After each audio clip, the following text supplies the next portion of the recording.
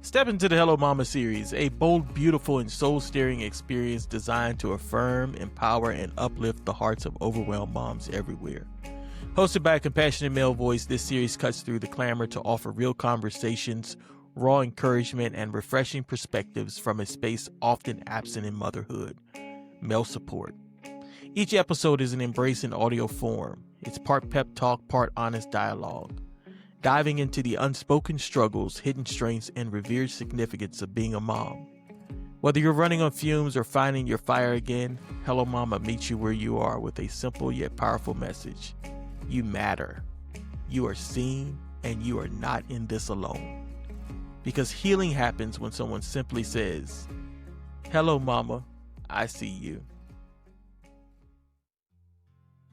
Welcome to episode number 5 of the Hello Mama series. But this one is for the men. So husbands, partners, fathers, listen very closely. Today we're stepping into your lane because you hold incredible power in your household. The words you speak, the tone you use, and the presence you bring can either build your wife's confidence or slowly chip it away. This isn't about blame. This is all about awareness. It's about growth and choosing to be the kind of man who leaves his woman glowing and not guessing. Fellas, I want you to do a favor for me. I want you to pause for just a moment so that we can talk about something most of us were never really taught growing up. And that's the power of our words. You see, in every home, every relationship, and every moment of tension, even tenderness, your voice becomes the soundtrack that she carries. Words don't just pass through her ears. They actually settle in her heart. And these words shape how safe, valued, and seen she feels. Think about it. A single comment can make her light up with confidence or quietly dim her glow. A simple sentence can either anchor her in love or leave her questioning her worth. And here's the thing. Most of the time, it's not shouting that cuts the deepest. It's the little things, the harmless jokes, the quick remarks, or the casual dismissal that echoes for days. You see, fellas, your words are not just sound waves. They're deposits. They're actual investments in her heart. And this is the thing. If it goes into her heart, it's going into her mind. And so every statement you make is either a seed of security or a splinter of doubt. And here's the truth. Women often carry your words far longer than the moment you've said them in. You know, what you think is just a joke may become a mirror she looks into at 2 a.m., wondering if she's enough. You see, what you believe is not being a big deal might replay in her mind while she's cooking dinner or nursing the baby, or trying to show up for you even when she's exhausted. And this is the thing, you have to know what hurts her. Those small jokes of comparing her to other women that you may see on Instagram or out in the streets, or something that you were attracted to, that hurts. Or dismissing her feelings as being too emotional, or that she's overreacting. Or saying things to her like, "You don't understand what I'm saying," as if she's dumb. You see, we have to learn how to communicate effectively. Other things that hurt her can include making fun of her body, her stretch marks, her weight, especially after she's carried your child. You see, when you compare your woman to another woman, even if it's just in a joking way or very lightly, basically you start to plant the seeds of self-doubt. And she begins to say to herself that she's no longer what you want, or that she's not enough. When you dismiss her feelings as being overreactive or emotional, your wife hears, "My emotions don't matter," and that I'm a burden. And that's not what you want. You have to make sure that you protect her. Because guess what? You are supposed to be her greatest protector. When you criticize her body after childbirth and after she's had some weight changes, even if it's because of an illness, you tell her that she's not safe, that she's not able to fully be herself. See, these words wound up bruising her, hurting her, injuring her. Because guess what? The person whose voice carries the most weight in her world is the person that's supposed to be her protector. We must learn that it's important to affirm our women so that we can secure them. We need to be able to see what it is that they do, who it is that they are, without being told. We have to know how to notice the small efforts and do a better job of expressing to them what we love about them and expressing to them what you admire about them physically and emotionally so that she can feel safe in each passing day. You see, the same mouth that can wound her can also be the one that heals her. And that starts with affirming her daily. You can say things like, I see how much you're doing for this family, reminding her that she isn't invisible and that she is still the individual that you fell in love with the same day that you fell in love with her. It is so important that we take our time to care for our wives because they are doing so much to care for us. Your words set the tone for her confidence, and it will shrink under your voice or it will rise under your voice depending on how you choose to wield your power. You see, here's the sobering part. Your words shape the environment of your home. A woman who is constantly torn down will eventually stop blooming. And a home without her joy, her softness, and her peace, it becomes a home full of walls and no warmth. You see, a man chooses his words with intention. At least that's how he's supposed to choose his words, with intentions. Especially if he's wise. Because see, the stronger and more secure she feels under your voice, the more she flourishes beside you. And when she flourishes, guess what? The whole family flourishes. You're not just speaking to her ears, you're speaking to her future. And one day your children will live in the echo of what you consistently said to their mother. So the real question isn't, am I saying the right thing? It's, am I leaving her better than I found her?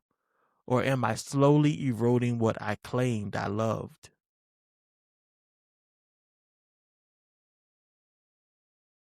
Men, let's be real for a minute. Many of us were raised to believe that our primary role was to provide, to work hard, to bring home the check, and to make sure the bills were paid, and maybe sprinkle in a few gifts here and there. You know, the flowers, the nice dinners, something wrapped in a bow, somewhere that I can take her that she'll remember. But here's the truth. Your wife is not starving for what you can buy. She's starving for what only you can give. And that's your undivided presence.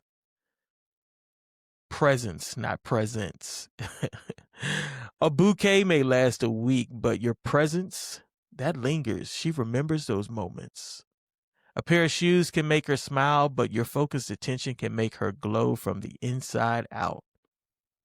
So when you're scrolling while she's talking, that tells her that your screen is more important than she is.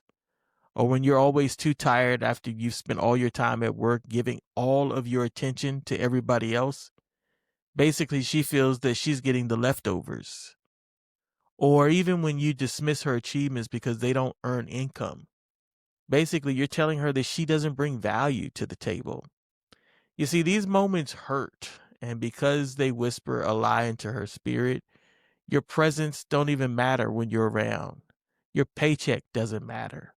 And guess what? Your ladies start to resent you silently. It's so important that you ask about her dreams and not just her to-do lists. See, your wife is not your slave. Your woman is not just there to serve you. She's there to be a partner with you. And partners protect each other.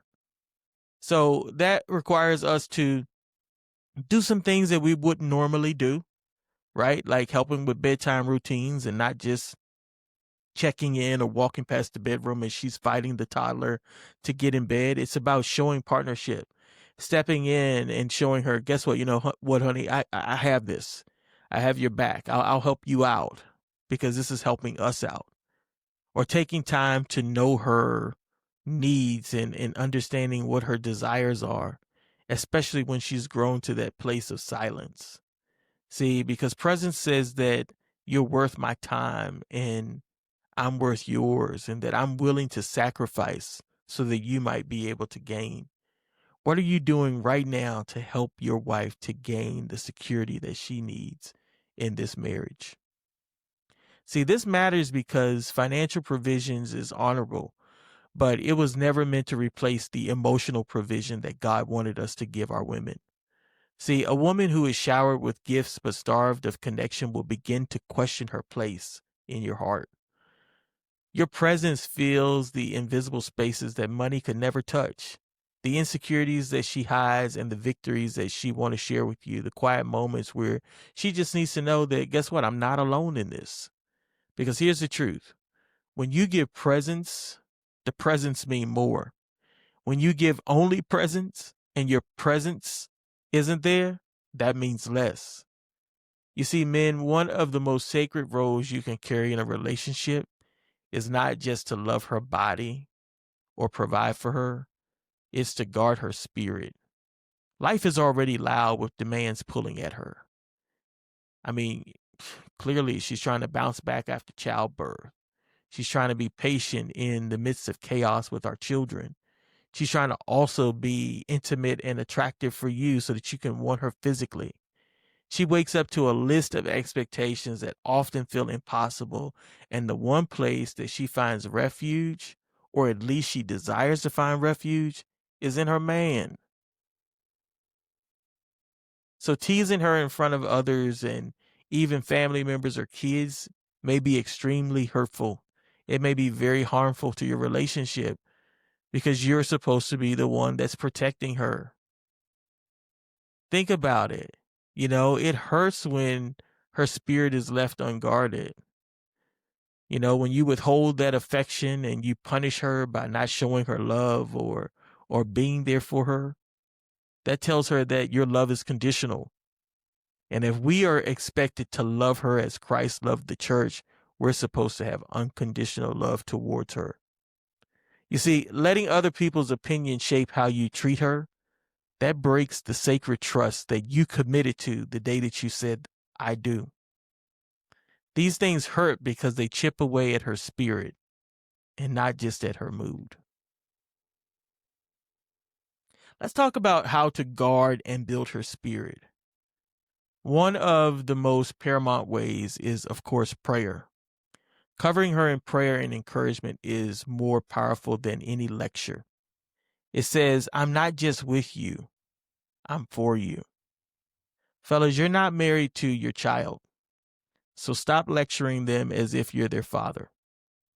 They need a partner. They need somebody that can stand by them, that can weather the storm with them. They need somebody that can speak up for them when others try to disrespect them, speak louder than them. They need to feel protected and that you see them and that you're guarding them. They need for us to create a home where they feel safe to be imperfect. They need to have permission to exhale when they're in our presence, not always putting on a mask, trying to put on a facade for a man that's supposed to love them in their good, bad, ugly, and indifferent ways. You need to love her skinny. You need to love her medium. You need to love her thick. You need to love that woman from the top of her head to the bottom of her feet. They need to feel safe. They need to feel safe when they aren't feeling the greatest. They need to feel safe when they're having a moment of depression. They need to feel safe. And the safest place is supposed to be home. Why is this so important? Because, see, a woman with a guarded spirit becomes a woman who blooms again. And then when she starts blooming, she feels safe enough to laugh again. You see, trust is deeper than saying, I trust you. Trust is an action. And she leans into that trust when you demonstrate that she's safe. You see, fellas, guarding her spirit isn't about control. It's about covering. It's about creating a space where the world may drain her, but your presence, man, it restores her. Because here's the truth. The woman you protect will protect your legacy. You see, marriage and partnering were never designed to be a spectator sport. They were built for shoulder to shoulder partnership. Yet too often, without even realizing it, men drift into the role of observer while their wives become the default manager of everything unseen. They become the manager of the schedules, the meals, the emotions, the invisible lists that never stop growing, getting Christmas ready, birthday cakes, ordering the gifts. And here's the quiet truth. She's not always exhausted from what she does. She's exhausted from doing it by herself. Think about it. How many times have you ordered the gifts for Christmas? How many times have you placed the order for the birthday cake? How many times did you make sure that John actually got to his sporting events on time with snacks? Because it's one thing for the dad to show up at the sporting events, but did you make sure he had his goldfish? Did you make sure he had his juice box? No, because guess what? Mom's doing all of those things that matter. And why does it hurt when she carries the load alone? You're probably wondering. I don't see the big deal. Well, guess what? She's expecting to always manage the kids by herself. And her mental bandwidth is probably almost exceeded off of the barometer scale. She's expecting to be critiqued about her parenting style because it's easier to critique somebody and not get in the game. Oh, why didn't you do this? I can't believe he fumbled the ball. That's men when they're looking at their wives juggling all of these different tasks. It's easy to be the watch and to be the judge, especially when you're not shoulder to shoulder. But today, I hope that, you're feeling more encouraged to get in there and get dirty with her. Because, see, these moments wound her because they make her feel like she's auditioning for your approval in a role that was meant to be shared and not performed. But too oftentimes, dads cause their wives to feel like they're in this performance. And this is the thing. We need to learn how to build them through our partnership. Saying things like, let me handle this one. You go rest. It's not just an act of kindness or something that you just do all willy-nilly just because, you're trying to make me proud as a podcast host. No, it's an act of honor. It tells her your well-being matters to me as much as what gets done. Listening to her challenges before trying to fix them. Like sometimes we need to just shut up. We got all the advice and all the solutions, but very little emotional attention and presence. She needs to feel that you understand her and not that you're just trying to solve her or solve her problems. Telling her that you have her back and actually showing up and having her back. Like, our children are unruly. I watch my daughter try to give my wife the blues daily. And sometimes I have to check that little girl, right? Because guess what? That's my wife. And I need for her to respect her mama. But not only do I need her to respect her mama, I need her to respect my wife. So our wives need us to protect them. Why does this matter? I'm sure you're sitting there saying, here he is preaching to us. It matters because a woman who feels partnered will pour out loads of joy into our family, loads of joy into the relationship. A woman who feels like she's performing for two will eventually be burnt out. You see, true partnership is about sharing the invisible weight, the planning, the noticing, the anticipating, and not just the physical chores. It's about saying with your actions, you're not in this alone. You never was built to do this by yourself. I'm here for you. Because in the end, a strong marriage is not built on a one-person performance, but on two people carrying this mission together. So how do we succeed, fellas? That's easy. Daily seeds of confidence. That's our job, is to plant those seeds of confidence in our women. If you want your wife to feel like a queen, you must sow daily seeds that remind her she is the one. She must feel it. She must breathe what it is that you are infusing into her lungs. And so I have a small ritual that I want you to try. I want you to go home this week and I want you to plant the most sincerest compliment about something other than how she looks on your wife. I want you to perform an act of service that you wouldn't normally do throughout your routine week. And without being asked, that's the key. And then a verbal reminder of your commitment. Let her know that you're proud to be her husband. Confidence in a woman grows in the soil of consistent love, not grand gestures, not when your friends are around and you're trying to get the Husband of the Year award or the accolades of, oh, look what you did. Boring. Be a man 24/7. Be her man 24/7. Be her husband 24/7. Be her partner 24/7. You see, husbands, brothers, fellas, your wife is not a background character in your story. She is your co-architect, your covenant. She is your partner. She's the one that's building this life with you, brick by brick, meal by meal, and prayer by prayer. She is not your assistant to delegate to. Neither is she your critic to defend against. She's not your competitor. So why are you trying to outshine her? She is your mirror. She is a reflection of what you're pouring into her. And multiplying what you give her and carrying pieces of your legacy in ways that you would not be able to do on your own. So here's the challenge for you. Choose your words like seeds and not weapons. Protect her heart like it's a part of your own. Because guess what? It is. Show up not just when it's convenient, but when it counts. Because when a woman feels safe, seen, and supported, she doesn't just survive. She becomes unstoppable. And when she thrives, your home becomes lighter. Your children become braver, and your name, your legacy, and your peace, it all starts to grow. Men, the measure of your strength is not how much you control, but it's how well you cover. The real question is, will your presence heal her or harden her? Will your love lift her or slowly drain her? The choice is yours. And guess what? It starts today. So tonight I want you to go home and I want you to ask her, what is one thing I do that makes you feel small? And I want you to listen.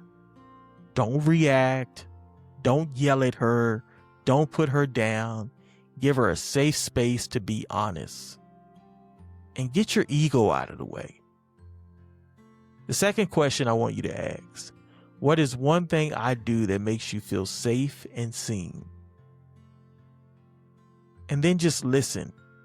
Don't defend yourself, don't explain, but just learn to understand where her heart is coming from. Building a woman's confidence doesn't take perfection. It takes presence, it takes humility, and the willingness to grow. That's it for today's episode of No Filter, No Fence, where we strip away the noise, drop the mask, and the real conversation comes out. If something you heard today stirred you or challenged you or even healed a piece of your heart, don't just keep it to yourself. I need you to share it. Follow us on Instagram at No Filter, No Fence. That's where the conversation keeps going, unfiltered and real. And if you want to make sure you never miss a moment like this, hit the subscribe button wherever you listen to your podcast. Every follow, every share, every subscription helps us keep building a space where the truth is safe, love is loud, and healing is possible. Until next time, keep living, be brave, keep loving deep, and remember, when the fences come down, the real work begins. This is No Filter, No Fence, where truth tears down the walls and the love builds what's real. Until next time, keep it honest, keep it open, and keep it growing.